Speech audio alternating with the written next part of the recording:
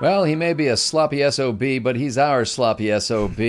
That's not what I really think about President Trump. Hi, this is Scott Ott with Bill Whittle and Stephen Green. This episode of Right Angles brought to you by the members at BillWhittle.com.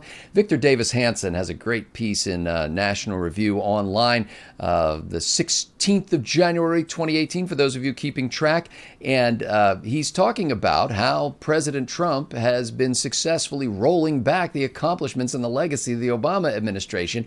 And early on in the article, he indicates how the so-called never-Trumpers and the people on the left who hate Donald Trump are offended by Trump for a lot of things that really have nothing to do with the job that he's been hired to do. And they miss his accomplishments, or in the case of the left, they're actually actively opposed to his accomplishments.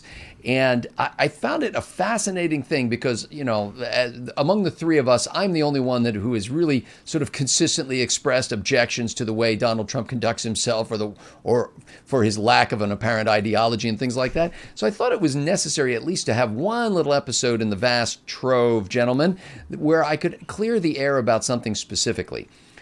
I think the guy's accomplishing stuff, and I think he's doing a good job at a lot of things. I don't know how he's doing it, because when you see him on TV, I got to be honest with you, it just seems unlikely that he could put together a string of wins the way he has, but he's doing fairly well. Among other things, I think that I have very little criticism of him on the international stage, for example. I don't have a problem with how he's treating Kim Jong-un. I don't think you should, treat dictators with feather dusters and white gloves. I think, you've got to be tough with him, and he has been. I have no problem with how he treats China. I have no problem with how he's treated Iran. I have no problem with almost anything that he's done on the international stage. There's no arguing with the economy. I mean, the economy has been on a steady uphill climb, and, the people on the left attribute that to the final effect of the Obama's 8 years in office. If he'd been president for 30 years, it would have come in his 31st year. 31st, Absolutely. yep. Yeah, sure. So just after the nick of time, the economy recovers, and, the stock market's up. But not only that, I mean, the deal on the tax reform efforts, even if it falls short of what real conservatives would like to see with tax reform, it has certainly resulted in a hopeful move by the business community to say, you know what, we're going to boost some incomes, we're going to give some Christmas bonuses, we're going to move some factories back to the United States. Good stuff is happening there. Obviously, you can't argue with the president's judicial appointments. He's made a series of excellent judicial appointments. That legacy will last for years and years. He's picked a tremendous cabinet. He's surrounded himself. Well, I shouldn't say surrounded himself, but at least he's flanked himself with a couple of good people in the executive branch. There are a couple of questionable picks in there, too, but his solid ones are really solid, Scott. That's right. And so all of that said, here's my point. And Bill Whittle, I'll pose this to you. I sometimes feel like I can't be on the team unless I think that the coach calls the right play every single time. And Bill, you more than anybody have been at the forefront of the kind of, hey, we got to win for our guy this time. Any qualms we have, we got to set him aside. We got to go for it, man. Is that the only way to approach things in a divisive, electoral, partisan atmosphere? To basically say, suck up your doubts and don't tell anybody and charge ahead for our guy? There's a couple things to say about this. One of the things that, if you'll pardon me for a moment, I realize I'm leaking a cord here. Just this pearls of wisdom that I'm about to drop, it'd be completely, just absolutely minimized by this wretched... If you have pearls coming out of your ear, yeah. There you go. We'll take that out in post, Bill. It's cool. We'll fix it in post. Don't worry. We'll render a 3D Bill Whittle head, and for $80,000, we'll get this episode straightened right out. There are two things to say about this. First of all, the lesser of two evils, as I say, is the lesser of two evils, and that is not a trivial observation. Many times in life we have a bad choice and a worse choice, and Lincoln talked about this. He said. The only thing worse than having to pay off a large debt is a larger one. And that's just a profound truth, really. So there's that aspect of it. And I think the second thing you can say is that a perfect candidate is a perfect candidate, but if he's not elected, then it doesn't matter. You know, there are millions and millions and millions of people, I think, and several of them I know, I think are far more qualified to be president than Donald Trump, but they're not elected, and he was. So there's that. I saw an article recently that said it looked like that the Democrats are a 40-seat gain is baked in, that it's going to be Speaker Pelosi again and so on. And given how the Republicans have behaved, I wouldn't be surprised. But the Dow has gained 1,000, in a week or a month or whatever. It's 26,000 today as we record this. I'm a little suspicious about the Dow. Here's what I want to say about the economy and about Trump specifically. This economy was growing pretty well in 2017 before the tax cuts. Now with the tax cuts, I think it's going to just explode. I don't see how anybody in November, given the limits of human foresight, obviously, I don't see how anybody in November is not going to be able to say, oh my God, this is a whole different world. But here's where I see things that have Donald Trump's unique fingerprints on them. Not so much that he's this economic genius, because it's economic geniuses that got us into trouble. There is a Barnum showmanship about Trump that is a very powerful thing. And here's the thing I keep coming back to.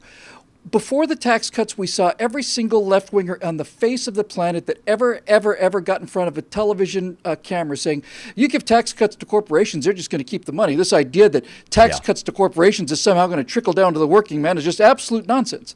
And the second these tax cuts come through, Boeing or whoever says $1,000 bonus per employee, and scores of these huge companies are either saying $1,000 bonus or we're going to raise the minimum wage for our employees to $15 an hour because of these tax cuts, or both.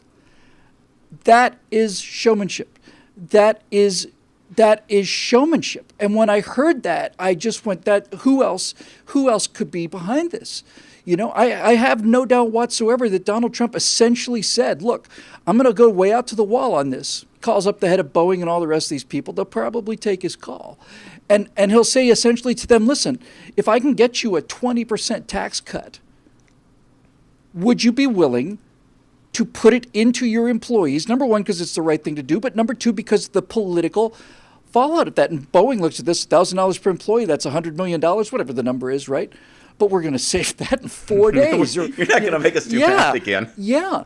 So there is, for the first time ever, when I saw these enormous, cold-blooded, heartless corporations, you know, these vampires that suck the life out of the American people, and Nancy Pelosi saying, if we give these swine a tax cut, they'll just toss a few crumbs on the ground. Well, Pelosi's right. They did toss a few crumbs on the ground, because a $1,000 bonus to somebody like Nancy Pelosi is nothing. It's just a few crumbs. But for real people, it's big money. And when you throw in all the reduction in things like interest on credit cards that you could pay off and so on, it gets to be real big money. And so I don't know who else could have done that. I can't imagine anybody in society pulling that off. I sure don't see the CEOs of these companies getting together without Trump's knowledge and saying, you know, we ought to give everybody a big fat bonus.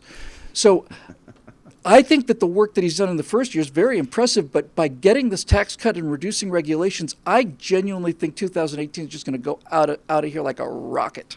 And I think we owe that to one person. And really. We certainly don't owe it to the Republican Congress, let's put it that way.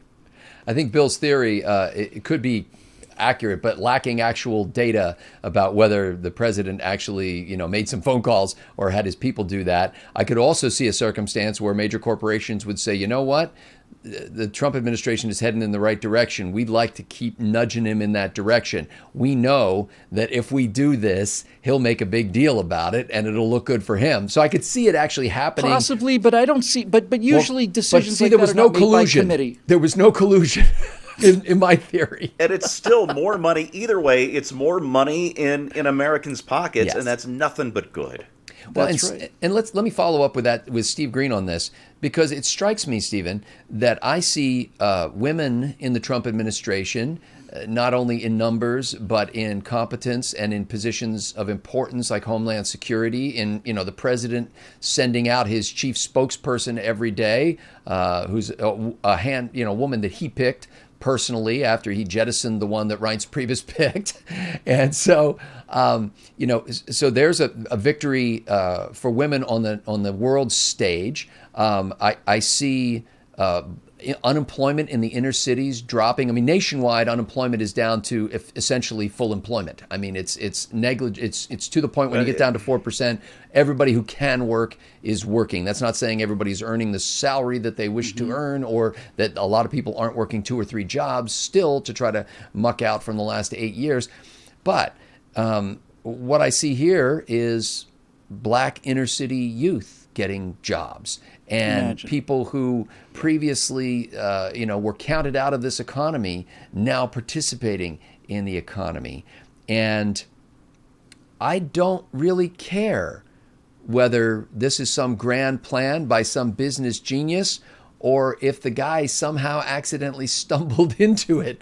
It doesn't really matter to me.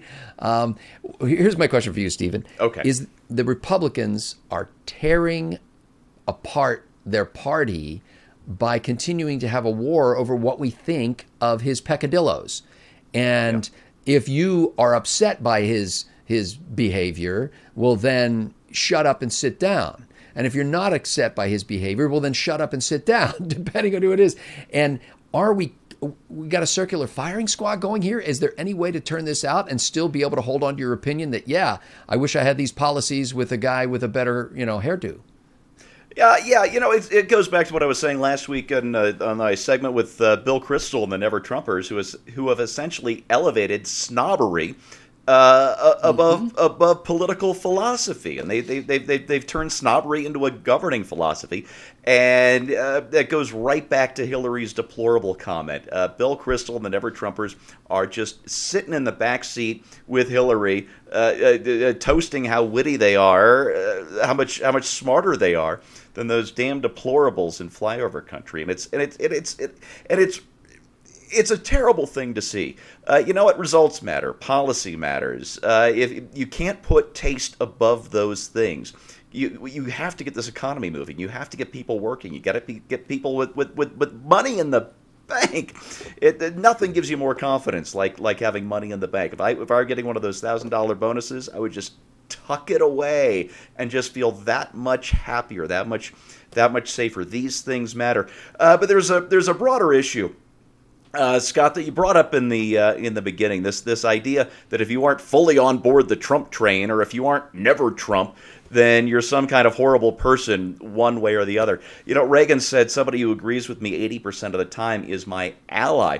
And when it comes to getting laws through, you have to pick and choose your allies issue by issue. When it comes to privacy, to the Fourth and Fifth Amendment, I would take a far left-winger like specifically Ron Wyden in the Senate than over a retrograde Neanderthal like Jeff Sessions on those issues. This is how you get stuff done. This is how you get policy.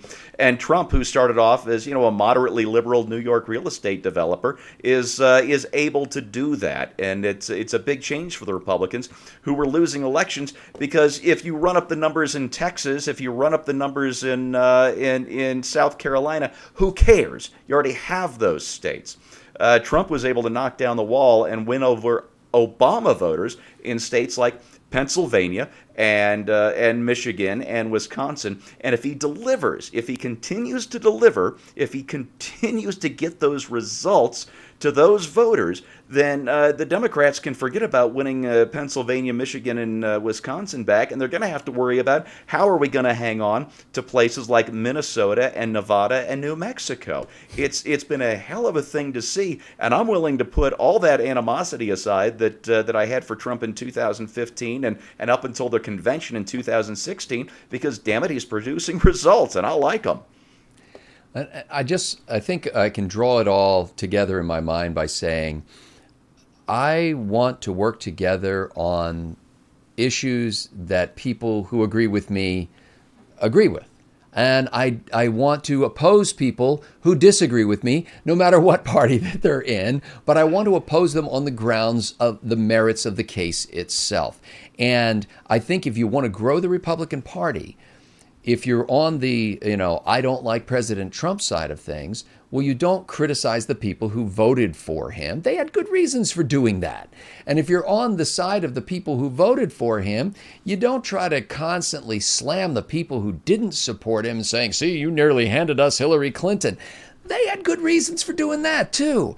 And I think most people in their own minds don't behave irrationally. They try to make the best decision they can with the information they have at the time and then move ahead. And if we had that degree of mutual respect for each other, like I said right after the election, this man is now president of the United States. And when he does well, I will congratulate him. And when he goes off the rails and goes in a direction that I disagree with, I'll make that known as well. But he is my president. He is president of these United States. And I think if we're going to be successful in the midterm elections, and I don't mean we, the Republican Party, because I think they kind of left me a while ago, but if we, those who believe in the Constitution and conservative ideas and economics and values, really are going to be successful, it's not going to be by shrinking the size of our union. It's going to be by expanding it. It's going to be by embracing people who can agree with us, as Steve said, quoting Reagan, 80% of the time. And that spirit, I think, happens on this show. I think it happens among our audience. And the more it happens in the broader Republican Party and across the country, the better off we'll all be. And the more successful we'll be. And yes, in fact, we may even make America, well, you know. For Bill Whittle and Stephen Green, I'm Scott Ott. Thanks to the members at BillWhittle.com for making Right Angle possible.